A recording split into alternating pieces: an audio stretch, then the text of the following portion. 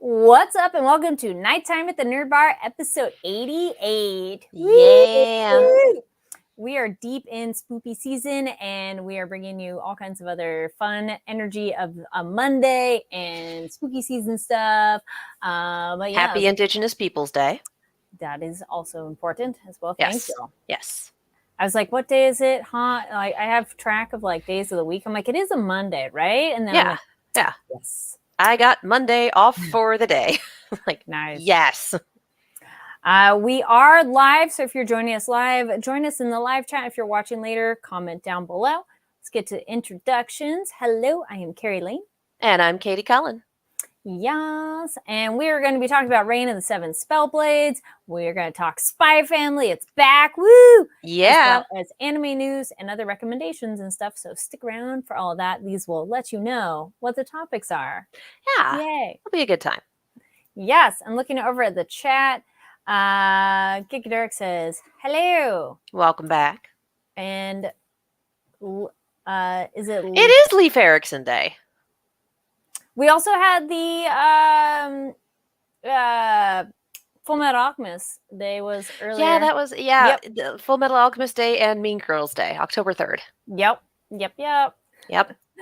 All right, so let's get into things we are excited about.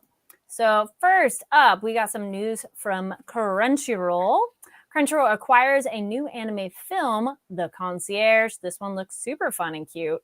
So this is Crunchyroll and Sony Pictures Entertainment bring the quirky, heartwarming story from production IG to North America and select territories in this year. And scrolling down.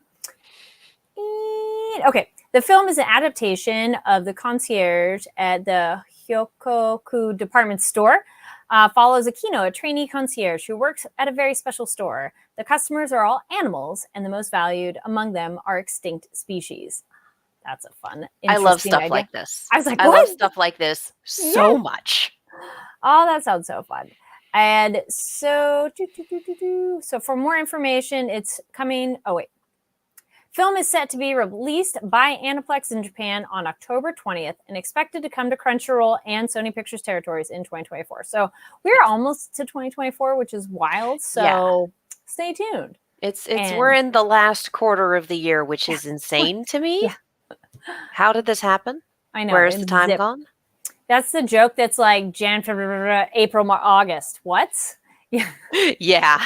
Like, but the easiest thing to do is follow Crunchyroll to be up to date with all those announcements, which also, speaking of following, be sure to follow us on NTATMB over on Twitter as we post other content on there as well.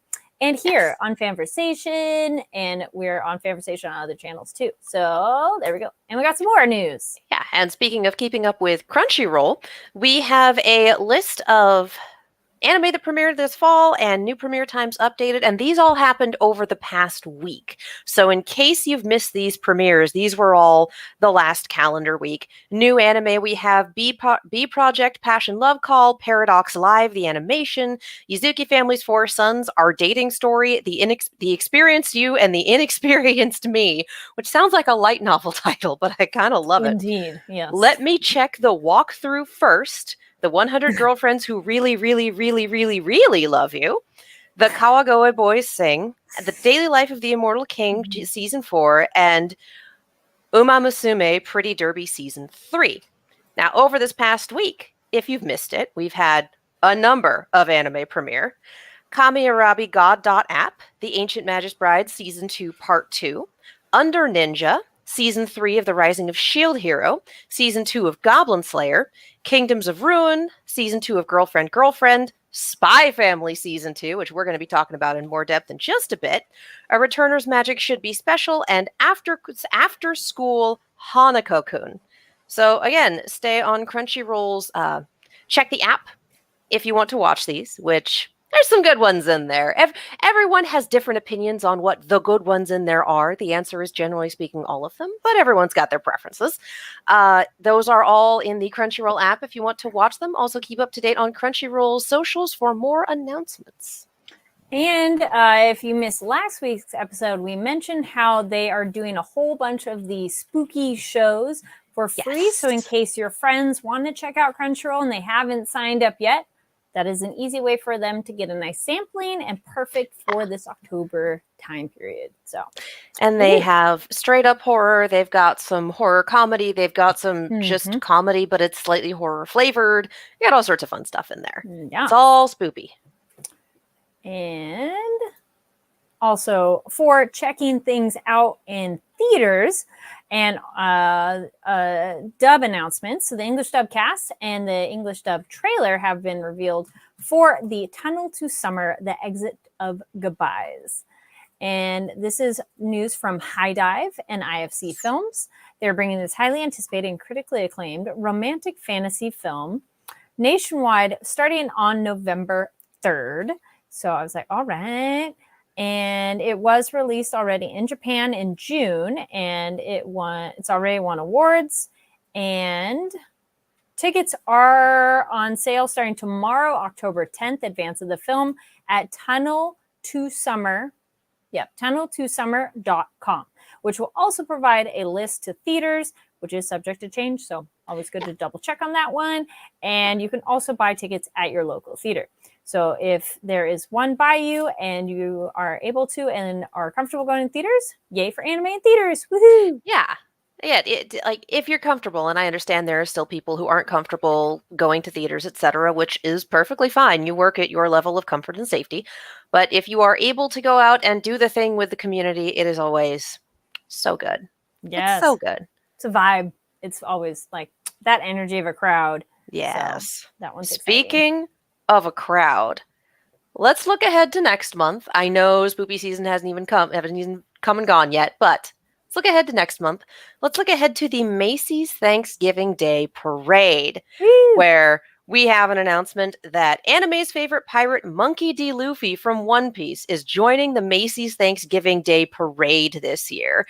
So the Macy's Thanksgiving Day Parade is known for its huge floats, has been known for the giant balloons for years. A few years ago, we got Goku, and this year, we're getting Luffy. Last year and this year have just been the year of One Piece. We are eating well, and we are adding Luffy to the lineup. We're thrilled to have the celebrated anime franchise One Piece join the Macy's Thanksgiving Day Parade with our Monkey D. Luffy giant character balloon, said Masayuki Endo, president and CEO of Toei Animation. Over the past 24 years, One Piece has built a huge global audience, and today the franchise is now more popular than ever before, both in the US and around the world. We're excited to introduce One Piece to the tens of millions of people that watch the Macy's Thanksgiving Day Parade every year, especially the friends and families of current One Piece fans. So, y'all. And if you were at New York Comic Con, you may have seen the scale model of the Luffy balloon at the One Piece booth. But for now, keep an eye out for the parade. It, of course, airs on Thanksgiving, Thursday, November 23rd at 9 a.m. to noon all time zones. So we're getting, a bit of a delay. So you don't have to be up at 6 a.m. if you're in California to watch the parade in New York. But yeah, keep an eye out for that. That's pretty cool.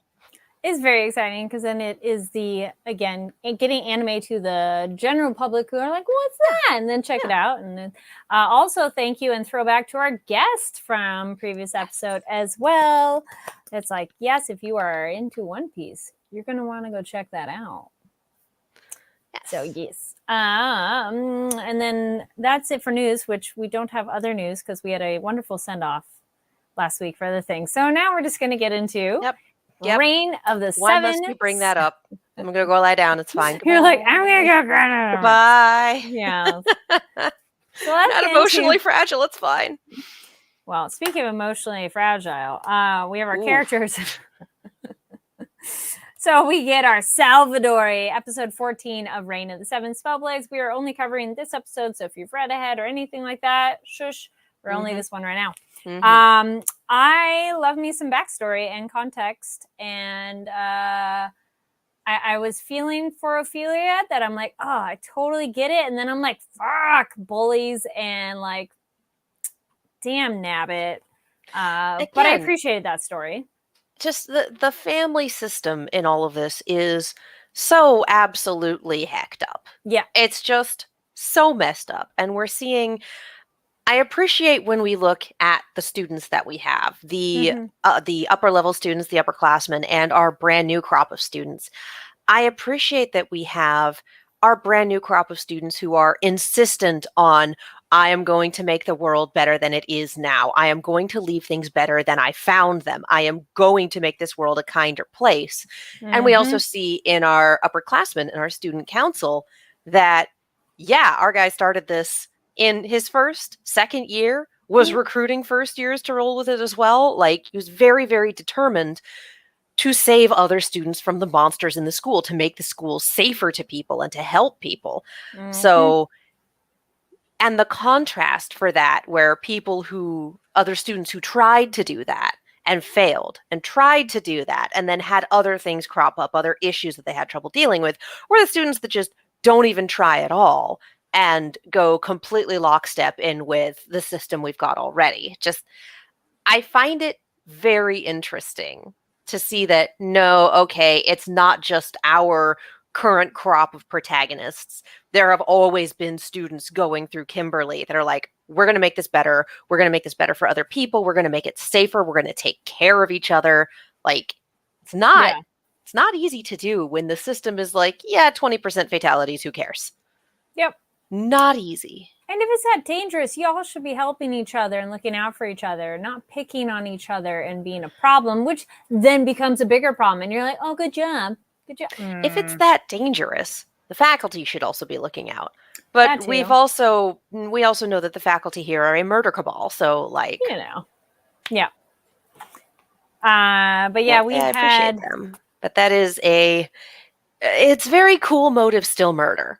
You yes, know? Because, absolutely. like, I was, she's still very much doing the thing, but we can also see how she was driven to it. oh, How yeah. this very popular person reached out to her and chose to basically Pavlov himself into not Mhm. reacting and Uh, be able to overcome that and be her friend. And then everyone turning around and seeing the worst in her because of what she is. yep. And just, there gets to be a point where me against the world becomes overwhelming. And when your strongest ally is also the reason that you're getting attacked, because people don't see don't see things the same way that he does. Like, not her fault, not his fault, but damn, Yep. kids are mean. I appreciate that he goes, was this the best and easiest course of action? No, but I wanted to try it this way. So I was like, all right, I'm glad he acknowledged, like, that, there's other ways to do this.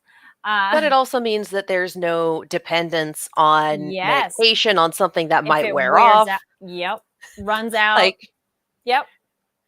the implication that we have here, and this is Yes. what keeps sent that hurt to watch. Yeah. Yeah. It was, But, oh, and so yeah. often too, you're like, Yeah, every time. The bit that kind of sent me, the putting two and two together, is when we see him practicing later and he does a fire spell that gets out of control and burns him. And he talks about how he's never really been able to handle the amount of mana his body produces. He is overpowered and it's causing problems. And I'm sitting here going, and yet you have used the magically kick yourself in the dick spell over and over and over. Was that overpowered too? quite Like, possibly. has it been the steel-toed boots version here now, or like that? You put two and two together, and four Yeah. starts looking a little wild. I think, yeah, it was pretty much wild the whole time. I like the clarification on our other two characters of Tim, and I like that Tim's saying, like, Godfrey's mine. I'm like, yes, get it, Tim's Tim. such an asshole. What a little dick. I was like, this character is funny. And Lisette, I'm not exactly sure how you say her name, but I thought she was cool. I thought all the other classmen, like the characters, were cool. But it's nice to get their names because I felt like we didn't really get them earlier. So I was like, what is their name? But yeah, I like their little like group of kids and we get that backstory, but we'll see how long they're around. And the last visitor, that's a scary thought That's that new. like, goodbye, and I might die saying goodbye to you as well. No thanks. No thanks. And we know that that's like, they're not necessarily coming to save Salvador. They might just be there to be her last visitor. Mm-hmm. Like, she might be too far gone, but they're going to be there for her. Yep. I appreciate that lore drop. I also appreciate that we just had Bone Man for a solid 35 seconds. Yep. And the solution was to release the Kraken and then fuck off. Yeah. I like that a lot. I like that a lot. He's weird, and I'm very disappointed in that we very much set up the two of them having something of a rivalry when we first met them both, and now it's just like, no, I'm just here. Yeah. No big. You're no, ju- no you're real just reason. you're just here. Yes. Okay. Did we need you to close out the season? Or okay, you That don't was, matter. It was like, what's the point? I agree. I'm like, Yeah, why was yeah. he there? Some I of don't know. this, I'm wondering if it's adaptation. I don't want to call it adaptation decay or adaptation issues, but in much the same way, like last Maybe. episode's montages that Yeah. feel like they were skipping over a few chapters. I wonder if this is one of those things that was written in specifically for the lore drop, but like, why did it have to be this guy? It worked with him being in their flashback. I like that. It's like, oh, cool. They've been classmates for a while. Like, nice to see him. But him right there for like, why are you here? And oh no, I don't really want her research. It just did feel like, okay, bye. Just, you don't want to be the last visitor. You don't want to be the final visitor. You don't really want her research. You're just kind of vibing on the third level of the labyrinth for no discernible reason, question mark. Like, he was there so that our younger students could ask, what's the final visitor?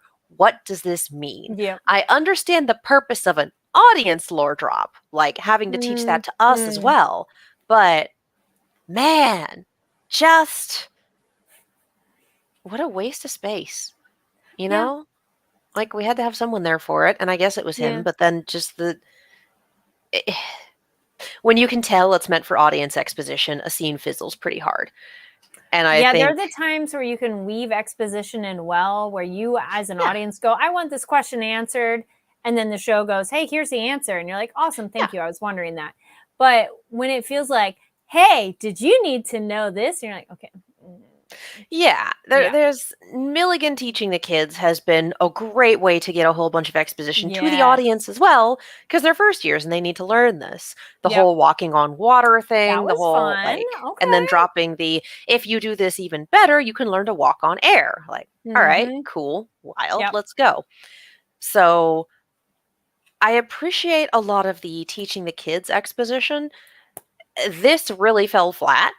And I think because the rest of it has been so well integrated in this fourth year student is bringing these first year students along because otherwise they'd get themselves killed down here. Like, that all made a lot of sense. And then we had this weird little sticks out like a sore thumb scene. And then we just continued on our merry way and it was also fine. Like, also it's weird. I appreciated the horny jokes earlier. That was funny. And pouring it out is like, what's that mean? Yeah. I mean, it's slang in potentially a language that you don't normally speak. And as Milligan points out, they're so innocent and pure. She's like, gosh darn it, they're adorable. Can we talk about Katie and Guy and the scene with the hand? Yes. But it makes sense that Katie's like, whatever, because she likes weird creatures and non-human creatures. So she's like, it's cute. We cackled really hard and then backed it up and watched it again. The little back and forth and then the boop, she's perfect. No notes. She could stand to have a crush on someone better than Oliver, but aside from that, no notes. But he's perfect and he's not going to succumb to the perfume. Poor Katie being like, sure, Jan. No. He would never, honey. Honey, it's not a willpower thing. It's a biology thing. Exactly. I did appreciate the joke of that too. Yeah. It was just funny. Like, they are teenagers and so teenagers' brains are not fully developed. Teenagers do not always make the best decisions because their brains aren't fully developed. You generally do not finish developing your brain until like your early 20s. This is not a knock on teenagers. This is just a fact. So it's not like, oh, they made bad decisions. They're such teenagers. It's like, yeah, the brains aren't all there yet, and they're in a life or death scenario. You do your best. Yes. Which they are. in a way, and at least say Yeah. Milligan. And I do appreciate Milligan's comment too, to the extent of like, oh, you're making it so I have to get you back alive. Like, I care about you guys now. Like, all right. I'm like, wait, does this appreciate it. mean you weren't trying to get them back alive before? Okay. I feel like it went from, well, I said I would, to now Now I I'm care. invested. Yes. Now yeah. I gotta. Yeah. No, that one's fun. Of that's a okay switch of I all love right. Milligan. I'm really glad we kept Milligan. I'm really glad we didn't just kind of go, oh, she's done now, or we didn't kill her or whatever. Like, I'm Yeah. glad we kept her around. I'm glad we're getting this redemption arc. I really like her. And I like that she's not like a pure evil. Like she did do some things that No. are a bit questionable, but she's not evil. And then we bring her around because there was the other guy that they're like, we're going to be friends now. And I'm like, he was a bit more like too far the other way that I don't know if we'd be like, yo, we're buddies right away. Going to ease back into that. But Milligan's a bit more like different. She was doing some buckwild amoral shit, Yeah. but she was raised in a buckwild amoral family because we got they tried to implant the chimera eye on my 4 other siblings and it didn't take, but it took with me. So like, this is the environment she was raised in. And then she had a faculty member providing what she would view as the raw materials for her experiments. So like, she's been supported in this path the whole way through. So that's all she knows. It's our protagonist coming up against her and going, hey, maybe don't do a brain surgery on a non-consenting human to just poke around and see what things are like. Maybe don't fucking do that. Her going, well, I guess I won't do that on Katie. Like, I guess not. Also, I kind of like her. So what if I just like adopt her? We kind of want to do the same thing, brain surgery notwithstanding. So like, I want to keep her. She's great. And I'm going to give her a pet. Yeah. Like, take care of the hand for me while I'm out. Okay. Yeah. Anyway, I love Katie and I love the Thing, basically. Yes, I do like her. Yeah. Extra hand. Yeah. Or extra hand. Extra hand. I'm gonna give her a hand.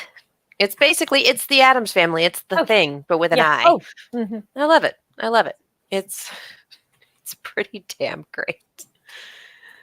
I feel that's kind of it on this episode. That is the last bit was Pete staging his thank his you. breakout. Yes, and like tripping but still getting the beacon up in time. Yeah. And Ophelia having I didn't want to start this now, but I guess this is where it's going to start.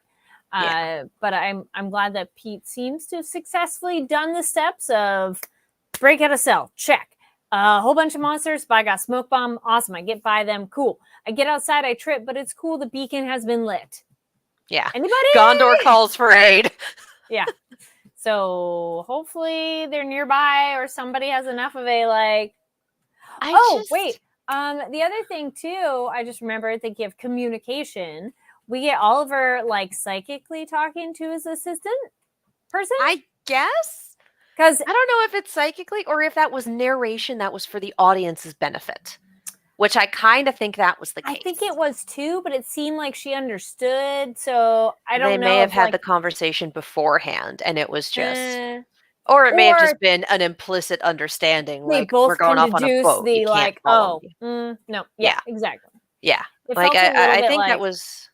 I think that was specifically for the audiences. Okay. There were definitely a few things in this episode that were for the audience's benefit that were a little like... So that's the Doyleist explanation, but... Yeah. Okay, so back to Pete. Was there anything else you were saying with that of like lighting the beacon and... It's so damn bright. Just I hope someone sees it. I'm like, people are going to see that from miles away. It is flat land. Yeah. It is flat land. Okay, the second floor was a beehive. You don't have to worry about a giant beehive in the sky here, presumably. But like, I hope someone sees it. Nah, buddy, you're hoping the right people see it. It's not just someone. It's you're hoping the right people who are not going to cause more trouble for you see it. That's the crapshoot. Yes. I'm like, ooh, who else is down there? So Bone Man. Yeah, but he's just hanging out. Bone Man, the student doing council. Nothing. Yeah, he's vibing. But he'd go investigate. He might. Be like, give me your bones. Yep. What a weird character. Very. He's just He looks like he's okay. 40.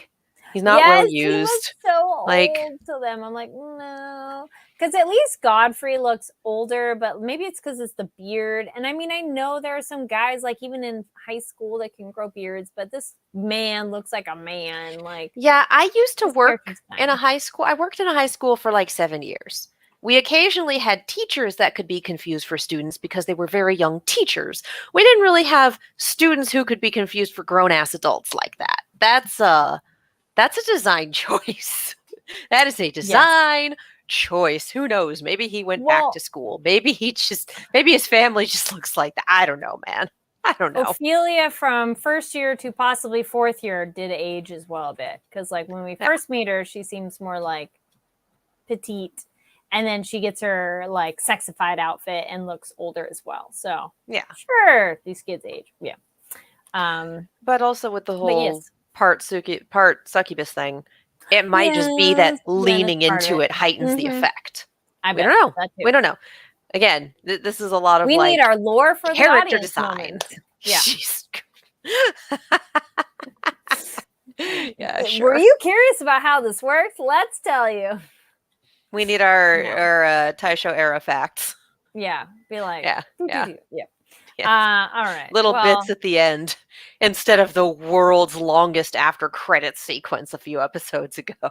right. I like always read fast forward to the end of Yeah. anything just in That's- case. But yeah, no. It's like, yeah, I'll play through the ending theme. The ending theme is nice. Nothing going on? Okay.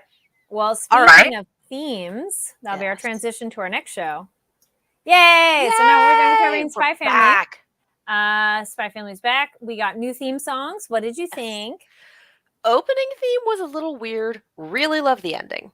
Okay. Just in terms of like animation and visuals. Opening theme was like, all right. And ending was, oh, this is adorable. So maybe the animations will grow on me. Mhm. Music was great all around. I think I was fine with the animation, but the music like really had different styles going on. And then Yeah. once it kind of got in the groove of it, I was like, okay, I can vibe with this. But it was a little interesting at first in terms of because it felt like it was like one style and then went to another one and then went to another one. I'm like, It felt very ska. which then I was vibing Not that bad, enough, but yeah. Yeah, But I always yeah. think when we first get theme songs, either you do love it right away or you're like, I have to hear it a couple more times. Yeah. And occasionally it's Um, just like, nah, not this one. Yep. So this was a fun episode, kind of. I don't know. This was a little bit of a fluff one. So the first thing was I had a hard time finding the episode because Oh. there's something wrong with Crunchyroll's UI, or at least as it is on the Roku, because it has this as like a subsection for season 1. It's like season 1, episode 26. I'm like, Huh. 26 plus or whatever. So there Huh. wasn't like a season 2 tab available. There No, I wasn't didn't know- yeah. something Okay. something is hecked up with. And I've said this before, Crunchyroll's really good at some things, but my god, the UI needs work in places. Mm-hmm. Just we've talked about the accessibility issue of not being able to get English subtitles while watching an English Yeah. dub. Like that is an accessibility problem. And then there's also this, like we're burying season 2 under season 1. It's season 1 plus. Like it's not though. So I'm yours didn't very automatically confused. go to it right away? When you like clicked No. it? Okay, because mine, No. when I opened Spy Family and searched it, it had my history in there enough that this was the first and only choice right away. Like I'd have to. It went to the final episode of the previous season for me. Oh, okay. Yeah. Hmm. So a little bit of UI fuckery, which, you know, happens. But then you found it and you Then went I on a found it date. and I watched it. And you're getting shot in the butt is one of the funny, like, girl, she Yeah. usually has like 100% success rate. And you're telling me you left 2 survivors on this one? What? She's distracted. She was distracted. She had to go pick up milk Also- and eggs on the way home. Do pain meds not exist? I was like, girl, That's I'd be kind popping of some what I was aspirin, anything, Advil, Aleve, But come on, aspirin for a something. gunshot wound. Because that's the point that I made watching it with my roommate. And she's like, aspirin for a gunshot wound? Like, that's a very good point. True. And also, Also, this is we a are time working period, in- not as many. Yes, it's not Yeah. present day. So But again, still, it's something. when we come back into watching this show, and I Yeah. feel like we do need to put these, not necessarily disclaimers, but a little context at the top. For one, we are only watching season 2, episode 1, or season 1, episode 26, if you're Crunchyroll. We are not talking about the manga. We have not read the manga, so please keep the chat and the comments spoiler free. Also, while we will draw comparisons to essentially like 50s, 60s, Germany, Berlin, etc., while this is very much set in an Eastern European Cold War sort of country, there are not direct historical parallels. So while we may use the real life situation, the real life period in history as a touchstone, as some context for, well, maybe this was the case here, they're not analogous. They're not the same. One should not be taken as commentary on the other. So just throwing that out there, just making sure. Yeah, like, I'm well- sure we all know that, but I want it on the record. Well, Just 'cause because it's we're been a coming hot back minute since we into talked it. about Yeah, Spy no, Family. totally. Yeah, Because yeah. it is a show that's like a good example of like historical fiction. Actually, not even. It's like historically inspired. Yes. Because it's Yes. not even, there are no real things, but it is Yeah. the like, It's very much meant to poke at Cold War era spy dramas and Cold War era spy But then it feels like stories. that mixed in with like more the 40s based on their fashion and other technology things. Like it's kind of like that, not really. I mean, 40s, one 50s, country. 60s, we're looking at Europe flavored, you know, Yeah, a little bit of a and then mix. artistic license. Yeah. Yeah. Well, It it's like just watching makes some me movies. You're wonder. like, what time is this? You know? Yeah, yeah. It just it makes me wonder if, for one, what kind of painkillers would be available, Yes. how readily Fair. available they would be, Yes. and the episode making a very big point of saying that medicine and poison can be next to each other, but don't take medicine without your doctor's okay. I really appreciate all of the asterisks this episode did for the younger viewers in the audience. Making but a if bomb we have too, it's like I need oh my beep, god, that was really funny. beep and beep beep. And just if I use this, and this, and like pointing out just generic bottles on shelves. Yeah. And I'm sitting here going, on the one hand, the older members of the audience, if they really want to know, can just Google the Anarchist Cookbook and then like deal with the fallout from that. Not a thing I would recommend Googling, by the way, unless you want to deal. We all make jokes about, the CIA agent looking at my search history is going to have some questions. Don't worry, I'm a writer. But like, there are some things where maybe it shouldn't be in your history, guys. Yeah. Because on the one hand, there's like, if the older audience really does want to know, like the resources are out there. But it's also maybe not telling the younger kids the common kitchen ingredients that will explode if you put them together. But at the same time, this guy is unwittingly dictating how to make a bomb to Anya, which is hilarious to me. Actually, that reminds me of Dr. Stone, because that one does have like the real science of things and does like, please do not do this at home. Oh, yeah. Oh, yeah. Well, but this talking about medicine and poison and you're building up a resistance to poison, probably from her own cooking, honestly. And just, would weaker medicines even work on her if it's the same sort of idea? That's why she wouldn't even okay, I'll go with that logic. I don't know. If she thinks she has such a high pain tolerance, poison tolerance, whatever, she knows it's not even worth her while to take it. But that makes sense. I think it's just a comedy thing of her trying really hard to tough it out. Like, honestly, the most likely thing is that she didn't even think of it. She didn't even think. Or it would have been the anxiety spiral of, well, if I ask about painkillers and I have to show him where I was hurt. And for one, that's him looking at my butt. And then it's also, how did you get shot in the butt? Like, you can just see that anxiety spiral happening off screen. But I think the funniest Occam's razor explanation, knowing is that she just didn't even consider it. I bet, yeah. Giga Derek, Anya being able to put it together that fast. Yeah, she was pretty speedy on figuring things out.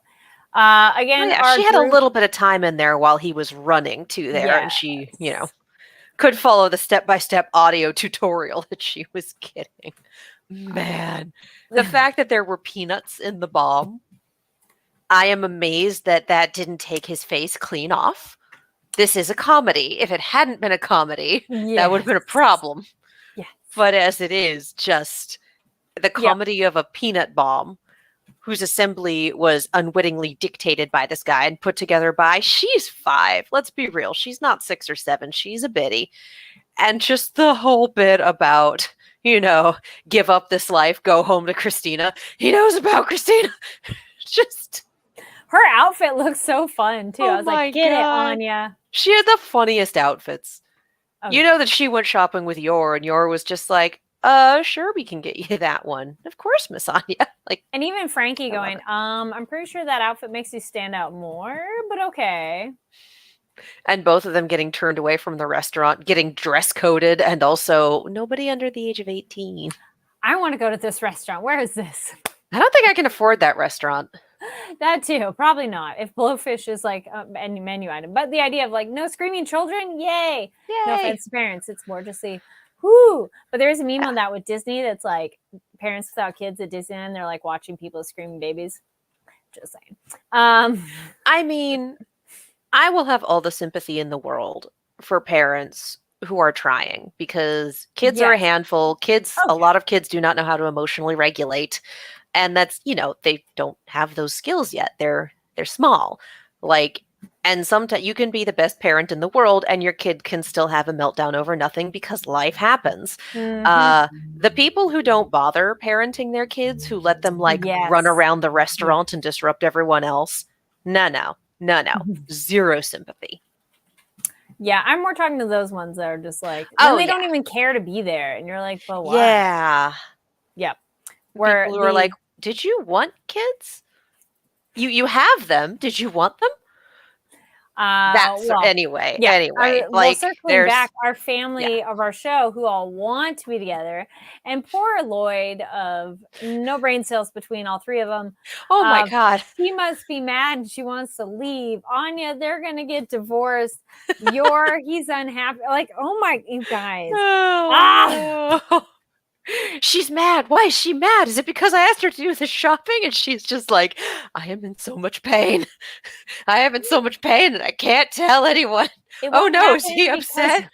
And Anya's little, we have to divorce now. Let's get rid of Anya too. Like, oh baby. Oh honey. We're getting this because it's a comedy, but this would be the moment of communication. If you talked something out, all these problems would be gone.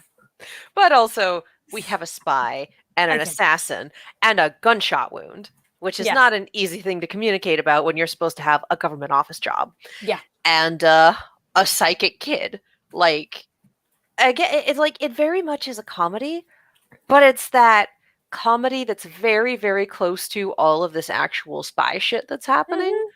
And like, when it does get really serious, when it does go, yeah, no, we're going to lean into the spy stuff here. We're going to show you the stakes. We're going to like all of that.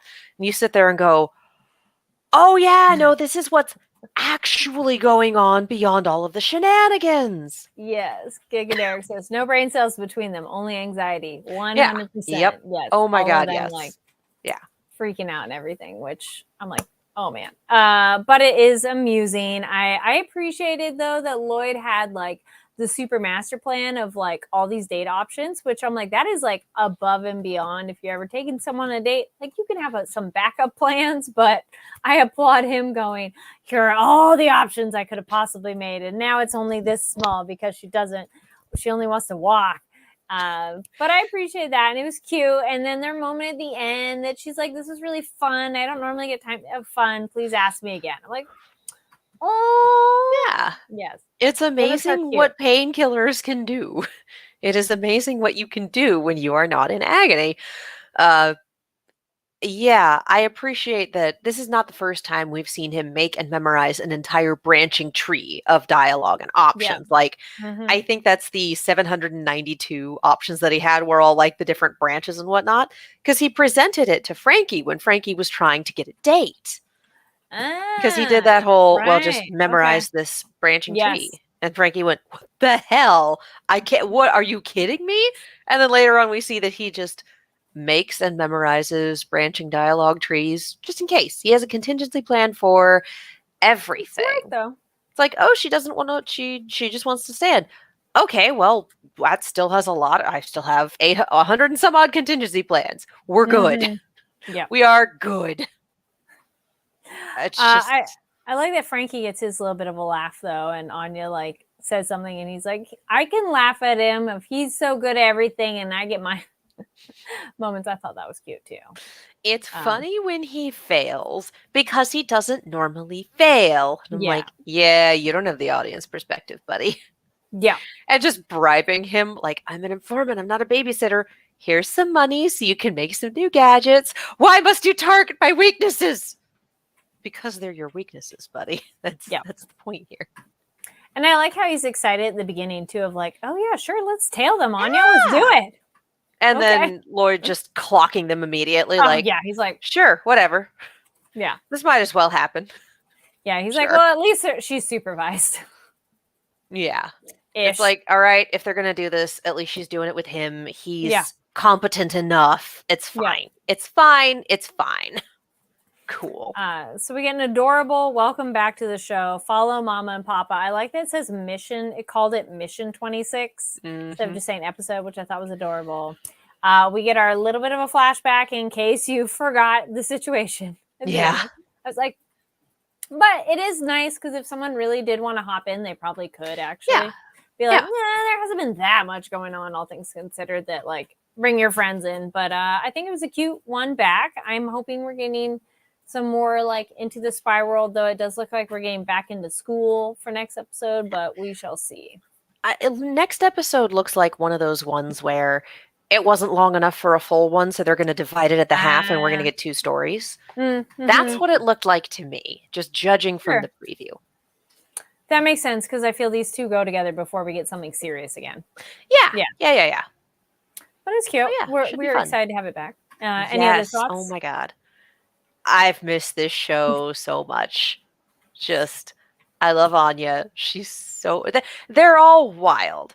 They're all wild. They play ping pong with a brain cell. I think Bond was holding a brain cell this episode and he stayed at home. He was being Just a good guard dog. I was like, yes, being a you do good it, guard Bond. dog. Yes. And just the bit at the beginning with Lloyd, like, I can get so much information from the news, and Anya going, can we watch cartoons, please? And those eyes. Okay. Yay! Yeah. No, she's precious and adorable. Mm-hmm. So we will cover the next episode next week.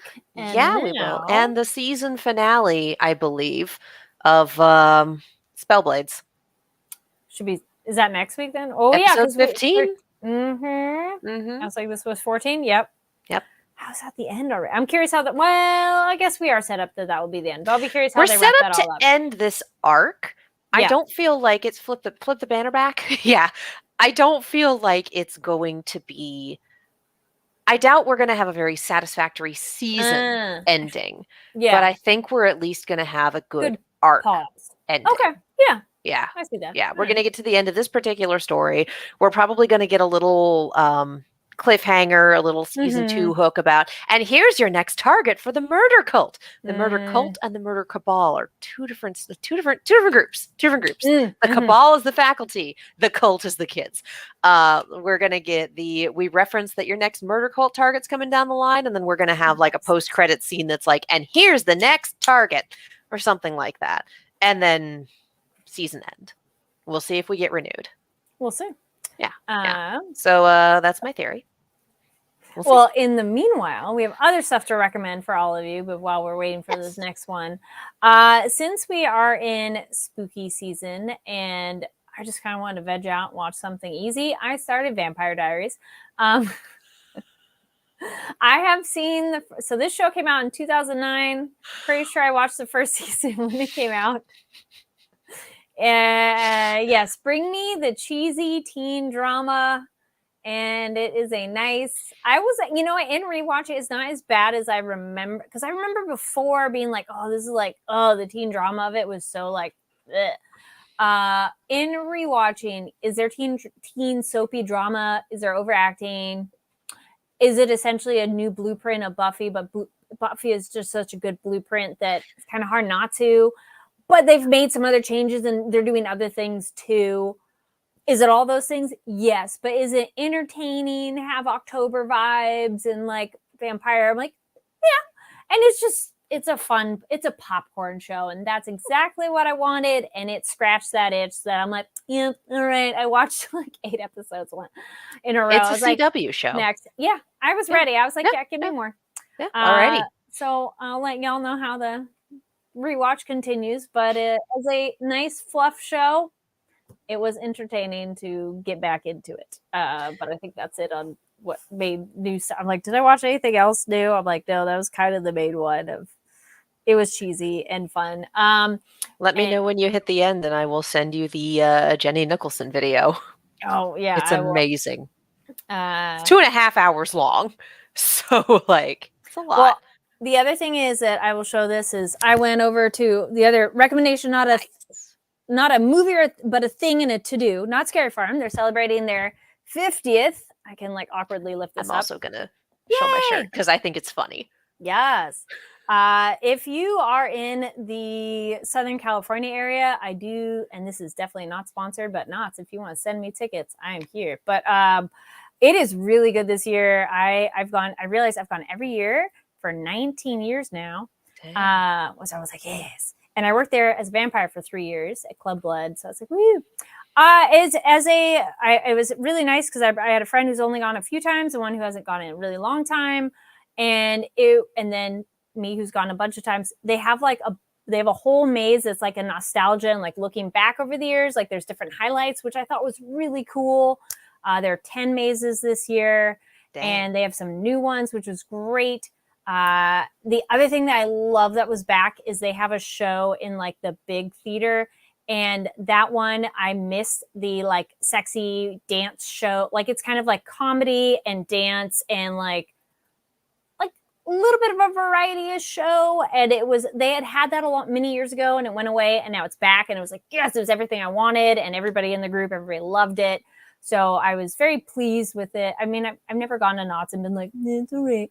But this year was a really great experience. Great mazes, good times and everything. I do recommend the earlier you can go, the better. And don't go on like Fridays or Saturdays. If you can help it. Get the dinner tickets, have the nice dinner beforehand. Yeah. Head into the park early, get everything done. Yep. Does Knott's do like front of line passes? They do. They do have that option, but this is one of the reasons that I will sing Knott's praises. We went on a Thursday. We got in at 7:40 and got through every maze, saw a show, and rode a ride by the end of the night. And the end of the night was 1? 1. Nice. And no line that we did was longer than maybe 30 minutes. Wow. But this was also on a Thursday, so like Thursday, no guarantees on your Friday and Saturdays. Well, that's why I was like, no, I'm trying not to go. Sundays, but I understand. Totally understand different circumstances. But if you do go on a Friday or Saturday, if you go, technically it opens at 7, but you can like get into the front of an area around like the 6 o'clock time-ish. And sometimes they'll drop the rope and let you in earlier. So at least you can get right to the front of some mazes and get in there faster. But anyways, you can DM me if you want more specifics because I've gone over a few times over the years that I know my tips and tricks. And it was very fun and I was very happy to go. And it was one of those that like, if you can go, I think it's one of my favorite ones to go to. So there's my Do your research, plan your night. Yes. Eat something before and drink water. Oh my God, yes, drink water. Yes. Just necessary. Yep. Necessary for a hydrate or dihydrate. Fog too, you like it just makes you more like but yes. And what about hydrate or dihydrate? Hydrate or dihydrate. It's been very hot this week. Yes.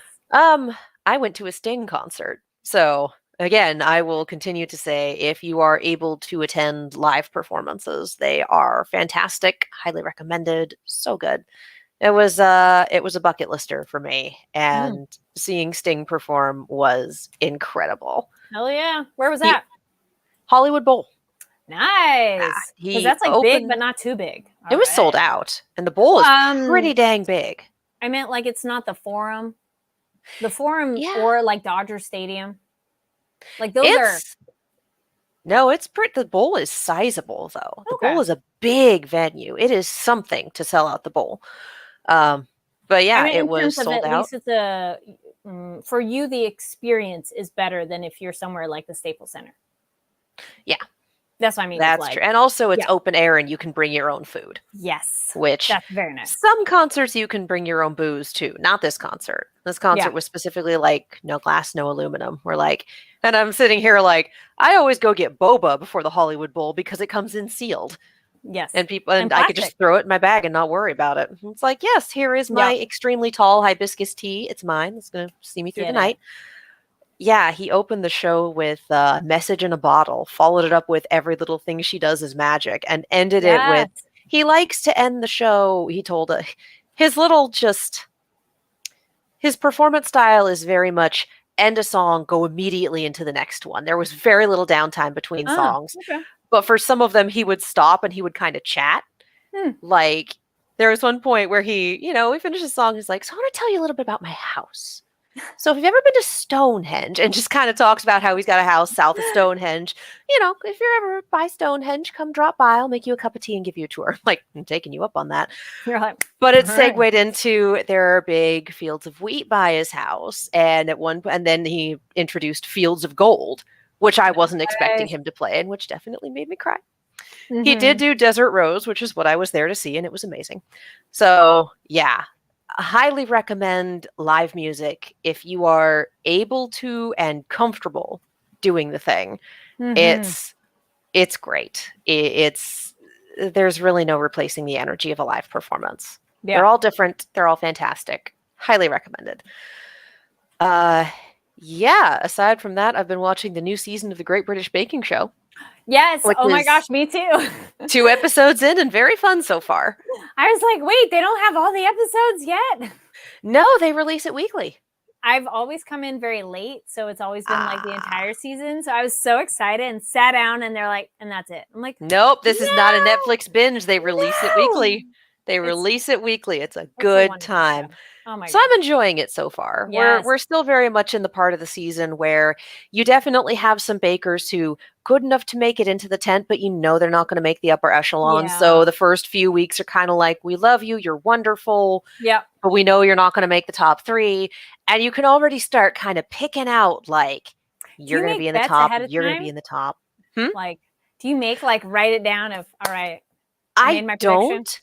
Okay. Because in shows like this, like even if they're excellent, one bad week and you're done. Yes. You could just have Mm-hmm. you could have an idea that you didn't execute on and a string of bad luck and not time things well, and you could just have a cascading failure. Like it happens. This show has definitely lost really, really good people who just had one week where every challenge fell flat for them. So although we do have, and I appreciate this season, for one, we have a sign language interpreter because one of the bakers is hard of hearing. And I appreciate that when we introduced the new host, we also introduced the sign language interpreter, and there wasn't a big deal made of it. And he's in the shots where they're shooting the hosts, introducing the challenge and giving the instructions. Like it's very normal. It's very no big deal.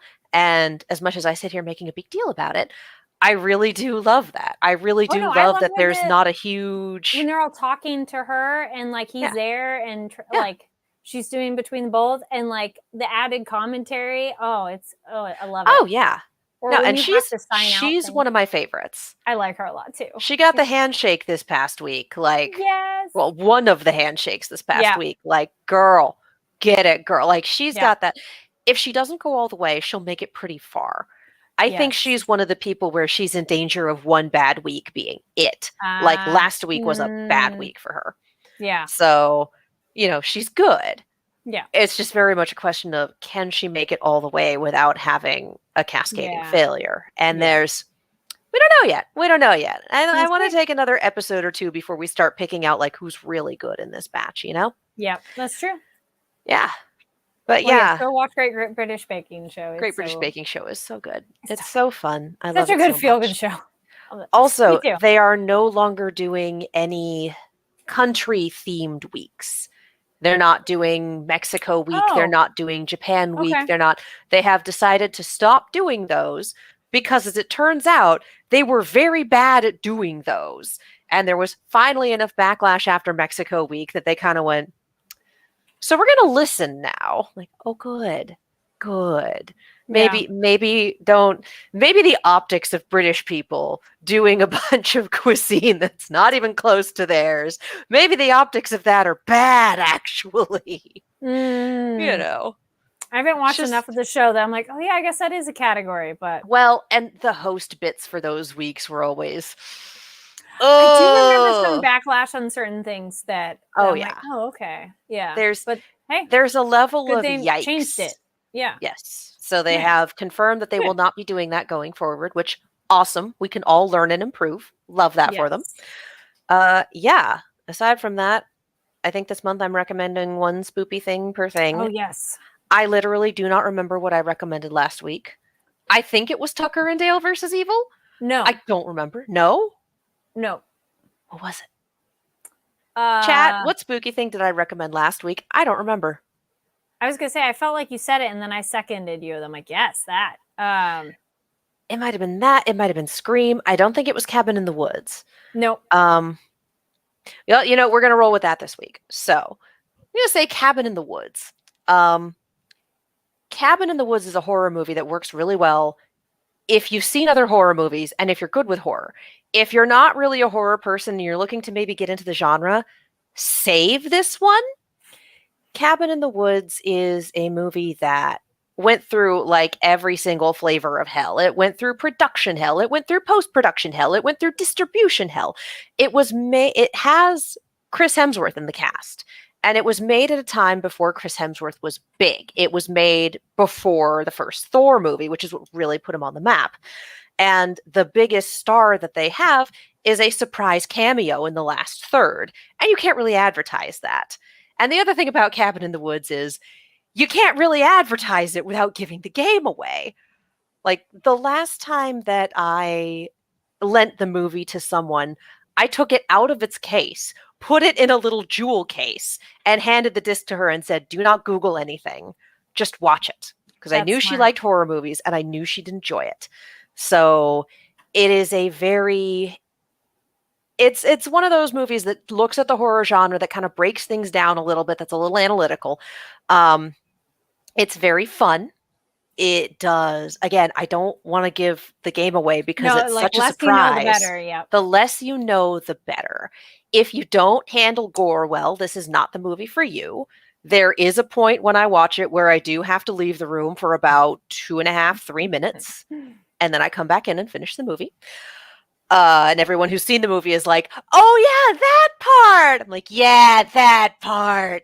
That's a little much for me. But again, without me being able to tell you any specifics about it, if you like horror movies, definitely give Cabin in the Woods a try. Don't Google anything. Just go watch it. Nice. Agreed. That one is an excellent one. Actually, one that I thought of, I'm like, oh yeah. And I think it is on my Instagram, so we will tie it into things we recommend because it'll be on our accounts. It Lives Inside. It's a new horror movie, and it is a South Asian Desi perspective on essentially the possession genre in a way. And I interviewed the director for that film, and it was really cool and I like the indie horror vibe it has. There's a lot of influence of like 80s horror and practical effects, which were really good, I think. And it was just a nice new mythology that I wasn't aware of. And I thought it was really great how they just kind of throw you into this world and give you a taste of some other kind of something that's out there. And it does have some good spookiness to it. It is on the scary side. Gore, the gore factor kind of, but there are some more shocking visuals. We'll just say that, where it is a bit like, but if you like horror, it's really good. And that you can go find over on my Instagram page. I have it linked. I have it tagged on there, my interview. So you can find me everywhere online at Carrie D. Lane. And Katie, where can people find you? You can follow me all over the social medias as well as on YouTube and Twitch at Kiaxet. That is Kiaxet. I am also a co-host on Silver Screams. It's a horror channel that my roommate and I do, and we have so much spoopy fun there. So check those both out. Nice. And again, make sure to follow us over on NTATNB. That's on Twitter. And here on Fanversation, make sure to give video thumbs ups, click subscribe. You can also find Fanversation on all the other social media channels as well. Just continuing to post stuff online. So follow there, the things. I was like, can I do both at the same time? Things. Yes. Yay. And thank you, everybody who joined us live. If you watched it later, no worries. Comment down below the different topics we talked about and let us know your other horror, spooky, and spoopy recommendations. And we'll see you next week. Bye. Bye.